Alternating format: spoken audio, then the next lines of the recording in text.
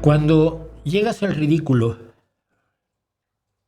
y en México es fácil, últimamente es muy fácil, puedes llegar a escuchar cosas como las que dijo esta personaje, que es, me parece, Adriana Martín. Sí, Martí, no lo sé.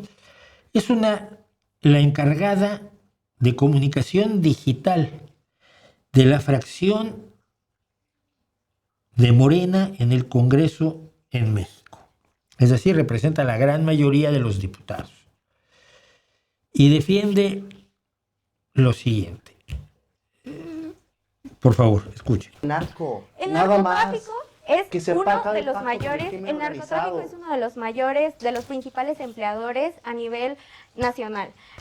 Reclutan alrededor de 160,000 a 185,000 personas y en realidad se necesitan 350 personas más a la semana para justamente cubrir las personas que son detenidas o asesinadas. Entonces que siga el crimen organizado porque el gobierno no les puede dar empleos. No pongas palabras en mi boca.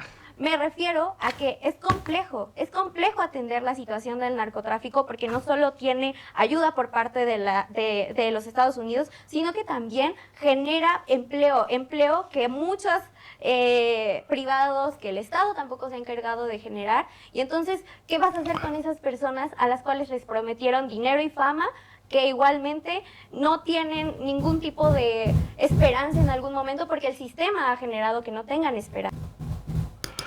Bueno, a mí me deja, primero,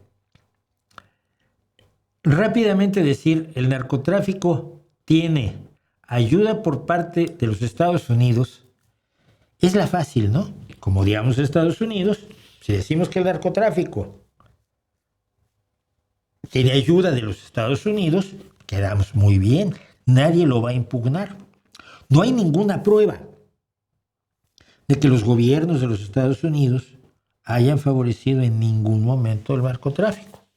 Los narcotraficantes estadounidenses, claro que sí, por supuesto, las mafias, concretamente la mafia neoyorquina, pero ya lo dijiste y entonces ya, tú al defender el narco es Estados Unidos, muy difícil trabajar contra él. Y luego considerar empleados a los reclutados por el narco me parece un poco estúpido. En el momento que ya te reclutaron y ya estás en el narco, ya no eres un empleado, eres un delincuente.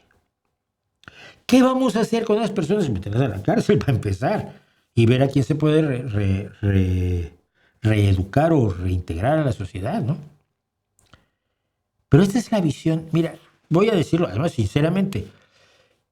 Esto lo dijo esta chica en noviembre, pero estalló hasta ahora y ayer la fracción del Congreso de los Diputados de Morena dijo que no, ella había hablado a título personal. Allí no está a título personal, por cierto, está como el puesto oficial que tiene con gordo sueldo en la Cámara de Diputados. Pero salió Morena a decir que esto había hablado a título personal y que no, que había que combatir el narcotráfico, bla, bla, bla, bla, vale. Pues ¿sabes cuál es el problema? Que hay muchos que piensan así. Hay muchos en Morena y fuera de Morena que piensan que el narcotráfico casi es una solución y que por lo tanto debe ser intocable. En México, país que ha puesto decenas y decenas de miles de muertos. Yo cuando seguía las cifras en México y fui de los pocos en Twitter, lo juro, que seguía yo la guerra en Siria durante 11 años, desde que el Assad ordenó disparar contra una manifestación y a partir de ahí se desató la guerra civil en Siria. Yo seguía los datos y morían más mexicanos que sirios. La cantidad de muertos que ha puesto México es mayor de la cantidad de muertos que puso Siria en una guerra civil de 12 años. En esos 12 años han muerto más mexicanos. Y que se acabe viendo el narcotráfico como una fuente de empleo, como una forma de evitarte problemas. ¿Hoy qué hago con 135,000 desempleados? Pues busca soluciones. Invita a la inversión, crea seguridad en México para que la inversión fluya. Busca educar a la gente para que sea económicamente independiente, pero no miserable. No miserable como tú, Morena, has querido mantener a los campesinos y a los indígenas mexicanos. Es decir, hay mucho que hacer y hay mucho que hablar, pero lo alarmante es creer esto, y hay gente que lo cree. Mejor deja que el narcotráfico siga, nos quita de problemas. Es muy difícil enfrentarlo, siempre te haces la víctima de los Estados Unidos y por lo tanto te sigan matando mexicanos todos los días.